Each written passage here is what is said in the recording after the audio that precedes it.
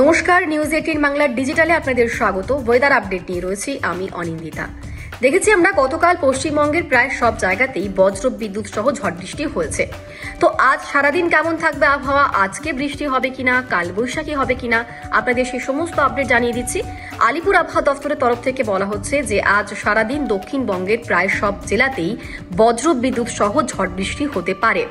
বেশি বৃষ্টি হবে 3 জেলাতে, পূর্ব বর্ধমান, পশ্চিম মেদিনীপুর এবং হুগলি।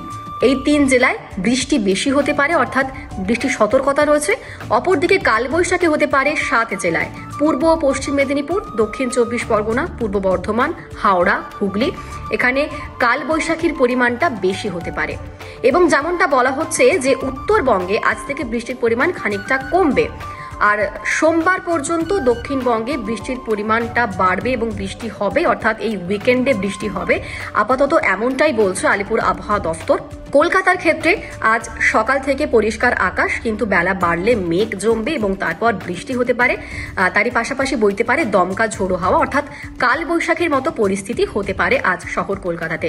দেখেছি আমরা গতকালকে কলকাতায় ঝড় বৃষ্টি হয়েছে এবং যে কারণে রাতের তাপমাত্রা খানিকটা কমে গিয়েছিল এবং আজ সকালের তাপমাত্রাও বেশ খানিকটা কমে গিয়েছে। স্বাভাবিকের থেকে আজকে সকালের তাপমাত্রা প্রায় 5 ডিগ্রি কম এবং আজকেও বেলা বাড়লে বৃষ্টি হতে পারে, এমনটাই আপডেট রয়েছে। অর্থাৎ উত্তরবঙ্গের ক্ষেত্রে আজ থেকে বৃষ্টির পরিমাণ কমবে এবং দক্ষিণবঙ্গে আজ থেকে সোমবার পর্যন্ত বৃষ্টি হবে এবং আজকে দক্ষিণবঙ্গের প্রায় সব জেলাতেই বজ্র বিদ্যুৎ সহ ঝড় বৃষ্টি হতে পারে। আপাতত পর্যন্ত এমনটাই আপডেট দিচ্ছে আলিপুর আবহাওয়া দফতর।